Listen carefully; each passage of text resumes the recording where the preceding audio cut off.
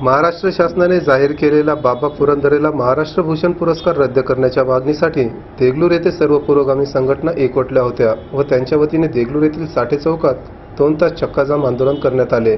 महाराष्ट्र शासनाने जाहीर केलेला बाबा पुरंदरेला महाराष्ट्र भूषण पुरस्कार रद्द करण्याच्या मागणीसाठी देगलूर येथे सर्व पुरोगामी संघटना एकवटल्या होत्या व त्यांच्या वतीने देगलूर येथील साठे चौकात 2 तास चक्काजाम आंदोलन करण्यात आले। त्यामुळे काही प्रमाणात वाहतुकीवर परिणाम दिसून आला। हे आंदोलन चिरडण्याकरिता सरकारने मोठ्या प्रमाणात पोलीस बंदोबस्त तैनात करण्यात आला होता, पण संघटनाचे कार्यकर्ते त्यांना न जुमानता मोठ्या प्रमाणात रास्ता रोको व चक्काजाम आंदोलनाला उपस्थिती लावली होती। यावेळी वरिष्ठ पोलीस निरीक्षक शरद उगिले यांच्या नेतृत्वाखाली मोठा पोलीस बंदोबस्त तैनात करण्यात आल्याने साठे चौकाला छावणीचे स्वरूप आले होते। यावेळी चक्काजाम आंदोलनाच्या वेळी मार्गदर्शनपर उपस्थित कार्यकर्त्यांना भाषणे झाली।